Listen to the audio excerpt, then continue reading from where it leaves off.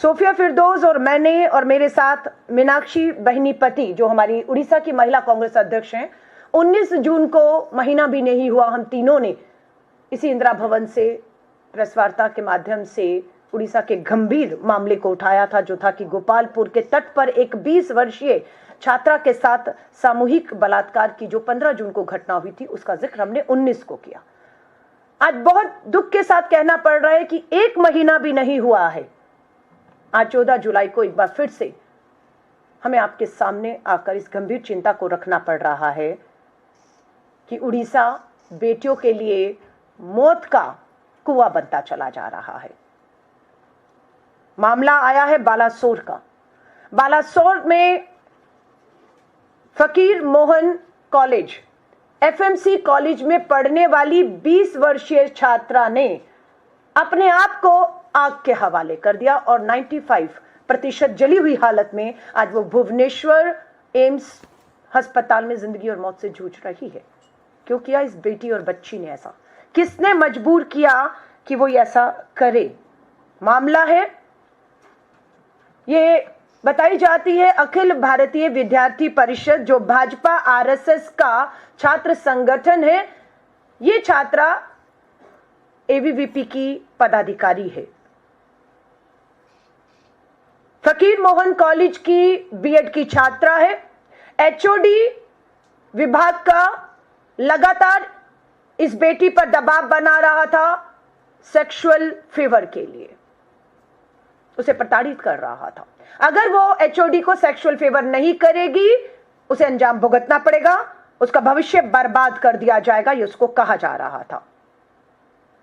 उसने स्वीकार नहीं किया इस धमकियों को और कॉलेज के प्रिंसिपल दिलीप घोष को जाकर इस बात की जानकारी उन्होंने दी कि एचओडी समीर कुमार साहू, नाम है समीर कुमार साहू, लगातार गलत काम करने के लिए, डराने धमकाने, भविष्य बर्बाद करने के लिए कह रहा है। ये बात 30 जून को प्रिंसिपल को बताई जाती है।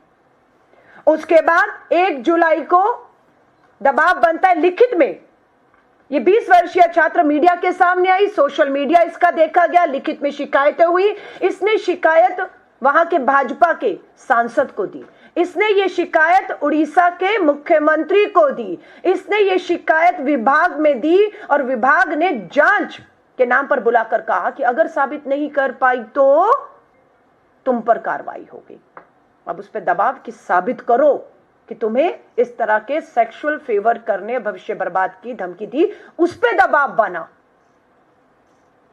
कमेटी बैठती है, एचओडी आरोपी समीर कुमार साहू को बुलाकर नहीं पूछा गया।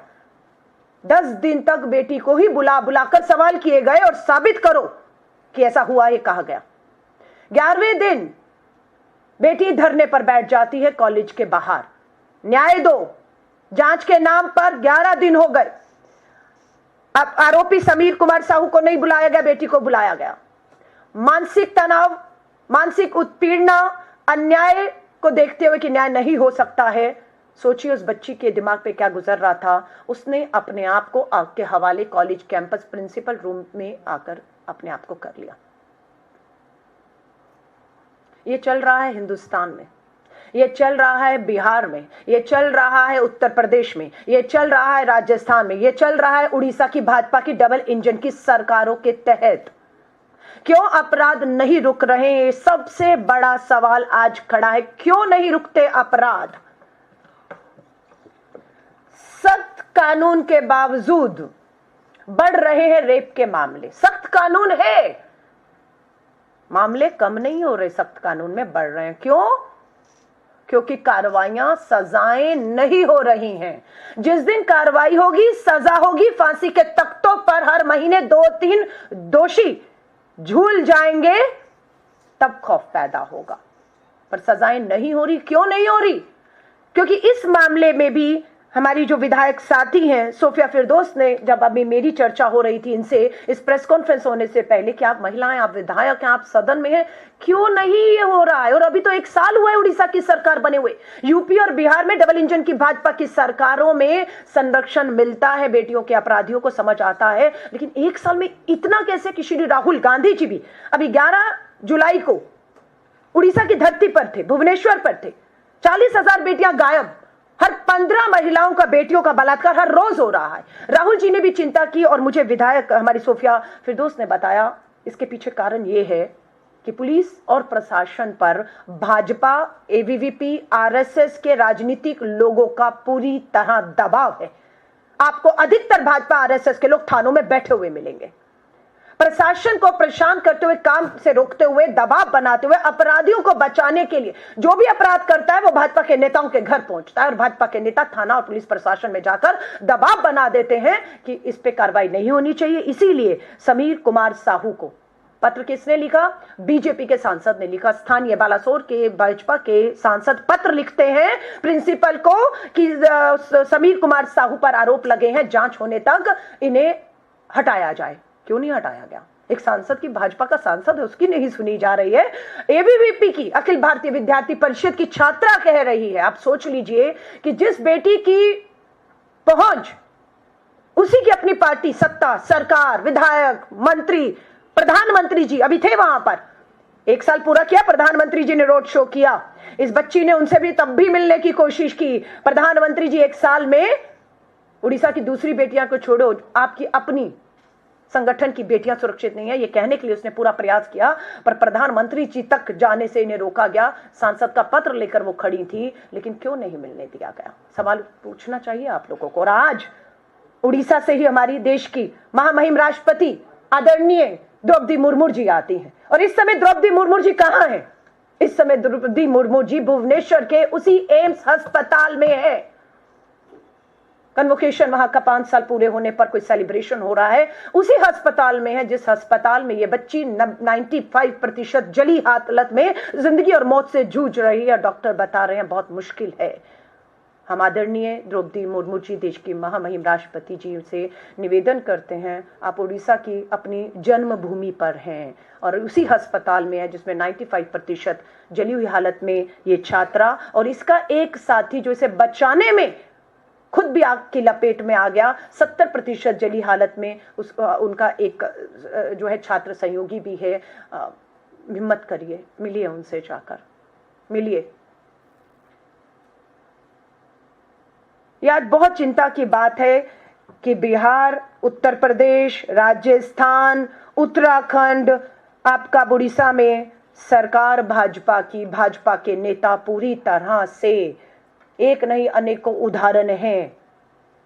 हरियाणा का मामला, Vinesh Phogat, Brijbhushan Sharan, FIR supreme court के कहने पर होती है। आज उस एफआईआर के बाद भी पुलिस ने आज तक ब्रजभूषण को बुलाकर उस मामले को ठंडे बस्ते में डाला है। कोई पूछताछ, कोई जांच, कोई इंक्वायरी, कोई सजाएं, कुछ नहीं है। ये बहुत से उदाहरण अपराधियों की हिम्मत को बढ़ा रहे हैं और उसमें भाजपा पूरी तरह से शामिल है। मैं सिर्फ आपको भाजपा के इस 1 साल के शासन काल के अपराध के आंकड़े, सिर्फ 1 साल में 2,14,113 मामले 1 साल में आए हैं। बलात्कार कितने हुए मात्र भाजपा के सत्ता में आने से अब तक? ये मार्च तक के आंकड़े हैं जो मुझे बताया गया विधानसभा और नेशनल क्राइम रिकॉर्ड ब्यूरो के अनुसार, जो है मार्च तक, इसमें जून, जुलाई, अगस्त, अभी ये जो है हमारे 2 महीने शामिल हैं। बलात्कार हुए हैं 3054 बेटियों के साथ। 3054 बेटियां बलात्कार की शिकार हुई हैं। इसमें हत्याएं जिन बच्चियों की हुई हैं, महिलाओं की 1260 हत्याएं हो चुकी हैं इस 1 साल में, और बलात्कारों में 8% 1 साल में इजाफा हुआ है। एसिड अटैक की घटनाएं 9 हुई हैं। इसमें 9 बेटियों को, महिलाओं को एसिड से जलाया गया है।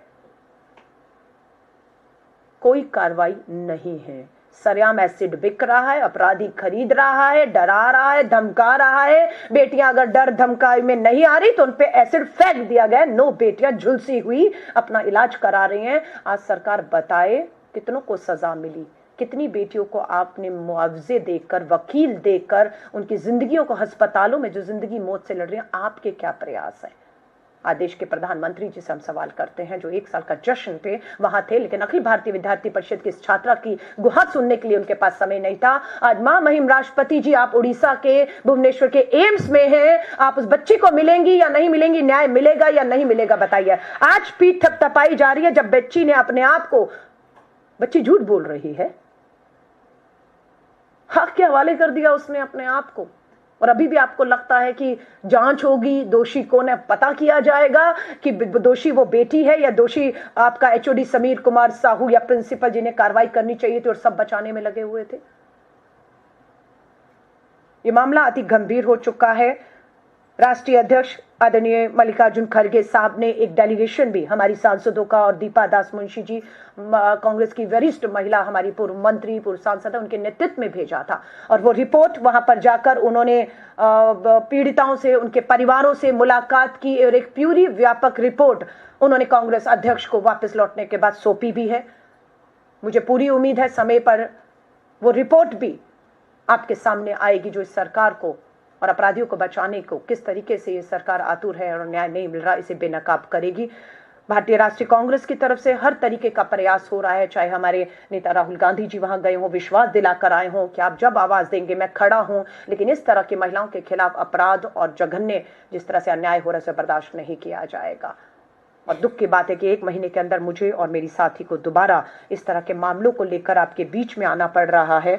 लेकिन बात यह है कि ये कब तक होगा? जब हम कहते हैं कि रोज 15 बलात्कार हो रहे हैं, तो आज भी और कल भी ऑन एन एवरेज 15 बलात्कार, यानी कि हम रोज आपके सामने आके गुहार लगाएंगे, लेकिन जिन्हें कार्रवाइयां करनी है वो मूक दर्शक बनकर अगर बैठे रहेंगे, सजाएं नहीं देंगे, न्याय नहीं करेंगे, पुलिस प्रशासन पर पूरी तरह से भाजपा के, आरएसएस के, अखिल भारतीय विद्यार्थी परिषद के दबाव रहेगा, तो न्याय नहीं हो पाएगा। मुझे मालूम है अभी कल ही मेरी महिला कांग्रेस की अध्यक्ष मीनाक्षी जी और आप एम्स गई थी। वो 90% हालत में जली हुई अखिल भारतीय विद्यार्थी परिषद की वो छात्रा को मिलने गई थी, और एबीवीपी के छात्र संगठन ने पूरी घेराबंदी करके हमारी दोनों महिला नेता को अस्पताल में उस पीड़िता, उस परिवार से, डॉक्टर से सच्चाई जानने से रोकने की पूरी कोशिश की।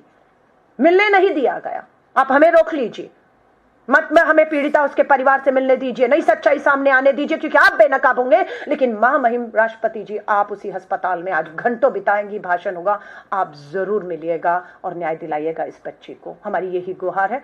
स्टूडियो वाले डिबेट करते हैं, हम ग्राउंड पे सच ढूंढते हैं। This is India first reports.